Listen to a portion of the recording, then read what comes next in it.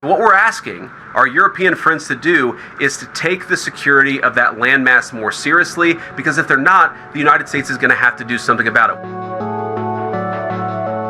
Wakil Presiden Amerika Serikat J.D. Vance memperingatkan para pemimpin Eropa agar tidak meremehkan niat Washington terkait Greenland.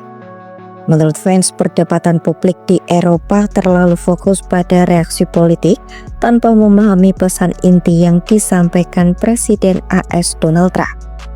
Vance menyebut Greenland memiliki peran krusial bagi sistem pertahanan rudal, bukan hanya untuk Amerika Serikat, tetapi juga bagi keamanan dunia.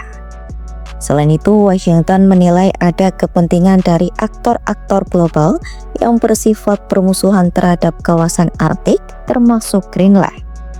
Oleh karena itu, pemerintahan Trump meminta negara-negara Eropa, khususnya Denmark, untuk lebih serius dalam menjaga keamanan wilayah tersebut.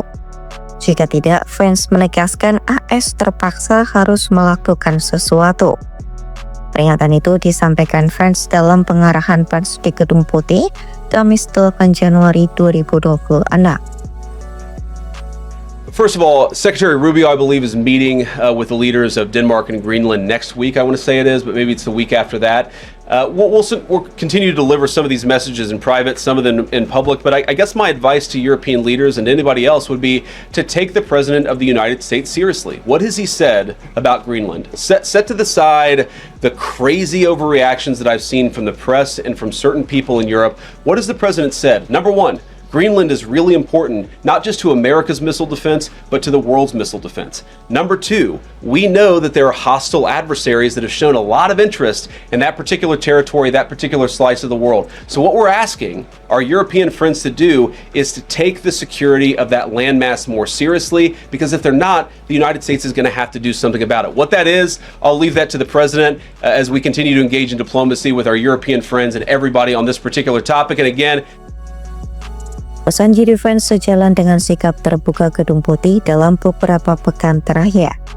Trump secara terang-terangan menyatakan minatnya untuk mengakuisisi Greenland dan tidak menutup opsi intervensi militer.